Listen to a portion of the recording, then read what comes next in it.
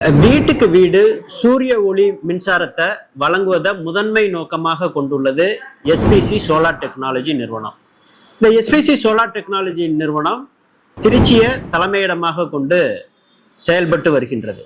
தமிழ்நாடு முழுக்க பல்வேறு மாவட்டங்களில் விநியோகஸ்தரை நியமித்தும் வருகின்றது. இந்த சூரிய ஒளி மின்சாரத்துக்கு இந்திய அரசே ஊக்குவிக்கின்றது. ஊக்குவிப்பது மட்டுமல்ல, மானியம் வழங்குகின்றது. மானியம் வழங்குவதுடன் மட்டுமல்ல, வங்கி கடனும் வழங்குவது தொடர்கின்றது.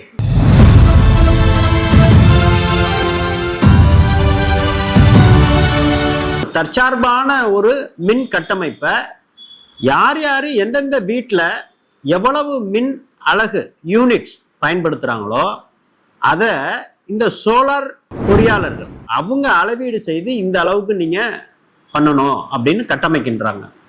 அது ரூஃப் டாப் சோலார் அப்படின்னு அந்த பேனல் கட்டமைக்கின்றாங்க. அதாவது மேற்கூரையில பேனல் கட்டமைக்கின்றாங்க, அதற்குள்ள ஸ்ட்ரக்சர்ஸ் கட்டமைக்கிறாங்க. அதுல இருந்து அந்த மின்னோட்டத்தை எலக்ட்ரான் புரோட்டான் இந்த மின்னோட்டத்தை தூண்டி அது நேரடியாக மின்சாரமாக மாறி மாற்று மின்சாரமா வீட்டு பயன்பாட்டுக்கு வருது. இது ஒரு சிஸ்டம். இதுல ஆஃப் கிரிட் ஆன் கிரிட் அப்படின்ட்டு இரண்டு முறைகள் இருக்கு. அது சேமிக்கப்பட்ட மின்சாரத்தை மின்கலன்ல நம்ம பேட்டரியில சேகரித்து வீட்டுக்கு பயன்படுத்துவது. இதே ஆன் கிரிட் அப்படின்னா நம்ம வீட்டுக்கு தேவையான மின்சாரத்தை நாமளே உற்பத்தி பண்ணி அதை மின்சார வாரியத்துக்கு கொடுத்து எவ்வளவு பயன்படுத்துறோமோ அந்த அலகுகள் அது கழிக்கப்படும் என்பது ஒரு முறையாக இருக்கின்றது. அதே போல பேனல்லையும் அந்த கட்டுமானங்கள்ல நிறைய வகைகள் இருக்கு. இது அனைவருக்கும் தெரிஞ்சதுதான். ஆனா காணொலியை பார்க்கக்கூடிய நேயர்கள் பல விஷயங்களை கேட்குறாங்க. அப்ப அதுல ஒரே ஒரு முக்கியமான விஷயம் பவர் அரஸ்டிங் அப்படிங்கிற இந்த மின் தடுப்பான். அதற்கப்புறம் எர்த்திங், பூமியோட பிணைப்பு ஏற்படுத்தக்கூடியது. அப்ப இது ஏன் இது முக்கியமானது அப்படிங்கிறத நீங்க எல்லாருமே தெரிஞ்சுக்கணும். பல தொழில்நுட்ப கலைஞர்கள் இதை போயிட்டு வந்தோம்னா நாங்க எங்க குழுவுல இருக்கும் பொழுதே கேட்பேன், நண்பர்கள்ட்ட கேட்டேன். அவரு சொல்றாரு உடனே, சார் இதெல்லாம் பண்ணுனா நல்லா இருக்கும் அப்படின்றாங்க. இது இந்த பவர் லைட்டிங், இந்த பவர் அரஸ்டர், அதாவது மின்னல் தடுப்பானும் அந்த எர்த்திங் ராடும் ரொம்ப முக்கியம் அப்படின்னு அந்த பொறியாளர் தொழில்நுட்ப கலைஞர்கள் சொன்னாங்க. அது ஏன் அப்படின்ட்டு அவங்கள்ட்ட திருப்பி திருப்பி பல நேயர்கள் இந்த காணொலிகளை பார்த்துட்டு, சார் இந்த காணொலிகளை நீங்க பண்ண முடியுமா அப்படின்னோடனே, கண்டிப்பாக இந்த காணொலிகளை பதிவிடுறோம் அப்படின்னா. அப்ப ஆல்ரெடி ஏற்கனவே சூரிய ஒளி மின்சாரத்துக்கு ஒரு கட்டமைப்பு ஏற்படுத்துறோம். அது மேற்கூரையில அவரவர்களுக்கு தேவையான அளவுல நம்ம அந்த பேனல் அமைச்சு ஏற்படுத்துறோம். ஸ்ட்ரக்சர் பேனல், அதுல இருந்து நேரா உங்களுக்கு இன்வெர்டர். அதற்கப்புறம் அது என்ன ஆகுது அப்படின்னா உங்களுக்கு அந்த மீட்டருக்கு போகக்கூடிய ஒரு தொழில்நுட்பம் இருக்கணும். ஆனா இதோட முடிஞ்சிருதா அப்படின்னா, இதை விட முக்கியமானது ஒண்ணு இருக்கு சார். இது தெரியாம யாரும் இது எரெக்ட் பண்ணிடாதீங்கன்னா எங்கள்கிட்ட ஒரு காணொலியே போட்டிருக்கிறாங்க. ஆனா அந்த காணொலியை விட இதுல இன்னொரு முக்கியமான காரணம் என்ன அப்படின்னா, இந்த மின்னல் இடித்தாக்கும் பொழுது உயர் மின்னழுத்தம் நம்ம ஏற்கனவே பண்ணி இருக்கக்கூடிய சூரிய ஒளி அந்த உற்பத்தி கட்டமைப்பை சிதைக்காத வண்ணம் தனியாக ஒரு கட்டமைப்பு ஏற்படுத்துறோம். என்ன அப்படின்னா, அதிக மின்னாற்றல் வரும் பொழுது அதை கடத்துவதற்காக நம்ம ஒரு கட்டமைப்பை ஏற்படுத்துறது தான் இந்த மின் தடுப்பான், லைட்டிங் அரஸ்டர்.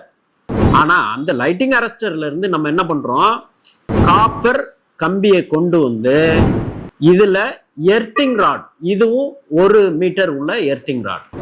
அப்ப இதுக்கு கொண்டு இதை பிணைப்பை ஏற்படுத்தணும். எதோட பிணைப்பை ஏற்படுத்தணும்? பூமியோட பிணைப்பை ஏற்படுத்தணும். சரி, அப்ப அது மட்டும் போதுமா அப்படின்னா, சாரி இதுலதான் ஒரு முக்கியமான தொழில்நுட்பமே இருக்கு. செறிவூட்டப்பட்ட வேதியியல் கலவைகளை இப்ப அறிவியல் முன்னேற்றத்துல செறிவூட்டப்பட்ட வேதியியல் கலவைகளை இப்ப நிறைய 15 கிலோ 25 கிலோ என்று ஒரு பேக்கேஜே வருது. அதுல பலதரப்பட்ட நிறுவனங்கள் இதை வழங்குறாங்க. அந்த செறிவூட்டப்பட்ட அந்த கலவைகளை, ரசாயன கலவைகளை நம்ம பயன்படுத்தலாம். அது என்ன செறிவூட்டப்பட்ட ரசாயன கலவைகள் அப்படின்னா, அதுல அவரு சொல்றார், அது என்ன அப்படின்னா உப்பு, கரி, களிமண், அந்த வண்டல் மண், அந்த இருக்கக்கூடிய ஒரு காம்பவுண்ட், ஒரு செயற்கை கலவை. அதை என்ன பண்றாங்க அப்படின்னா தயாரித்து அவங்களே கொடுக்குறாங்க. அப்ப அந்த ராடுமே வந்து 1 மீட்டர். இந்த ராடுல ஃபர்ஸ்ட் இதை முழுமையா தெரிஞ்சுக்கிடணும் அப்படின்னு சொன்னார். என்ன அப்படின்னா, இந்த மின் கடத்துறதுக்கு காப்பர் கோட்டட் ராட், அதாவது செப்பு கலவை உள்ள ஒரு ராட், திட செப்பு உள்ள ஒரு ராட், அப்புறம் எஃகு ராட், கேல்வனைஸ்டு உள்ள ஸ்ட்ரக்சர்ஸ்ல பண்ணலாம். 3 ஆப்ஷன் இருக்கு.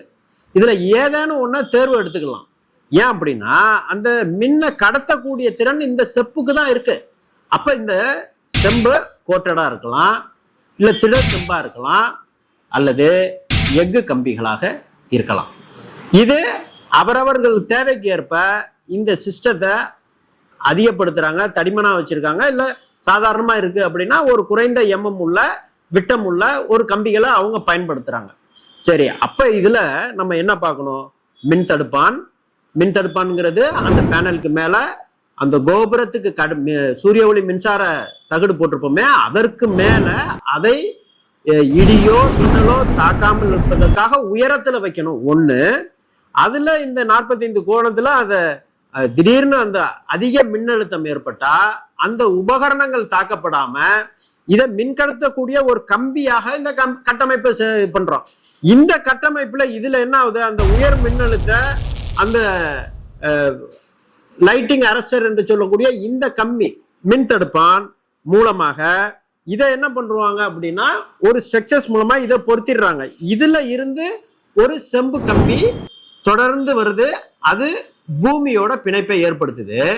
அந்த செம்பு கம்பி இதுல பிணைப்பை ஏற்படுத்தணும்னா இதுல துருப்பிடிக்காத ஸ்க்ரூ நெட்ல அந்த பிணைப்பை ஏற்படுத்தணும்னா இத பூமியில கிட்டத்தட்ட 1 மீட்டர் கம்பி 3.4 அடி அந்த பள்ளம் நோண்டி அதுல என்ன பண்றாங்க அப்படின்னா, கரி, உப்பு, இந்த மண்ணு, அதாவது செறிவூட்டப்பட்ட ஒரு காம்பவுண்ட் கலவை, இந்த கலவை பண்ணும் பொழுது அதிக இடி மின்னல் ஏற்பட்டு உயர் மின்னழுத்தம் ஏற்படும் பொழுது நம்ம இந்த கட்டமைப்புக்கே வராம, ஏன்னா அதுதான் இது உயர் கோபுரத்துல இருக்கு, இது ரிசீவ் பண்ணி இதுக்குன்னு ஒரு சேனல், அந்த மின்னை கடத்தக்கூடிய ஒரு வழியை நம்ம என்ன பண்றோம்? தொழில்நுட்பத்து மூலமாக அவங்களுக்கு பத்திரமாக நம்ம கொண்டு வரோம். இந்த தொழில்நுட்பத்தை நீங்க ஒவ்வொருவரும் இல்லத்துல சூரிய ஒளி மின்சாரம் பண்ணும் பொழுது இதை செய்யணும். இதுல பல பேர் வந்து வினாவும் எழுப்புறாங்க. ஆனால் ஒரு இல்லத்துக்கு ஒரு சராசரியா இப்ப உள்ளவங்களுக்கு நாங்க இந்த ஸ்ட்ரக்சர்ஸ் வந்து நாங்க இப்ப வந்து இதுல இந்த காணொலியில விளக்கியிருக்கோம். அப்ப இது தரைத்தளத்து அளவுக்கு கிடைமட்டத்து அளவுக்கு இதை உள்ளுக்கு இறக்கிடணும். இந்த ராடை சுத்தி இப்ப ஒரு சின்ன ஹோல் இருக்கு அப்படின்னா இந்த கூட்டு ரசாயனம் கலவை, அப்ப அது கூட்டு ரசாயன கலவை அப்படின்னா என்ன? காம்பவுண்ட் நான் ஏற்கனவே சொல்லிட்டேன்.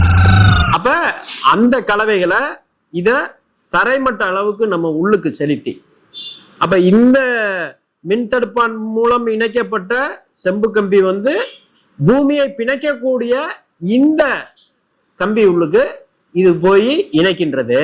அந்த இணைப்பு போய் பூமியில அதிக மின்சாரத்தையோ மின் அழுத்தத்தையோ இந்த தடுப்பான் கடத்தி கொண்டு பூமியில பிணைக்கப்பட்ட இந்த எர்த்திங் ஸ்டேஷன்ல போய் இது பண்ணுது. இது பொதுவாக உங்களோட வீட்டிலையுமே எல்லாருமே அந்த தனியா போட்டிருப்பாங்க, ஒரு போர்டுல இருந்து எடுத்து போட்டிருப்பாங்க. ஆனா இதுல என்ன முக்கியமா சொல்றாங்க? பேனல் இன்வெர்டர்ல இருந்து நாங்க கண்டிப்பாக அவங்களுக்கு இவ்வளவு ஒரு கட்டமைப்பை செய்யறாங்க. கிட்டத்தட்ட 25 ஆண்டுகள் ஒரு உத்தரவாதம் உள்ள கட்டமைப்பை நிறுவும் பொழுது அந்த உரிமையாளர்களுக்கு, அதாவது மின் உற்பத்தி சூரிய ஒளி மின்சார உற்பத்தியாளர்களுக்கு ஒரு டியூரேஷன் லைஃப் பீரியட் எக்ஸ்டென்ஷன் பண்ணணும். அதே போல இயற்கை பேரிடர், அதாவது மின்னல் இடி போன்ற இயற்கை பேரிடர்னால அவங்களுக்கு பெரிய அளவுக்கு நஷ்டம் வந்துடக்கூடாது. அப்ப இன்றைக்கு உள்ள தொழில்நுட்பத்துல இதை நாங்க அவங்களுக்கு பண்ணித்தரோம் அப்படின்னு சொல்றாங்க.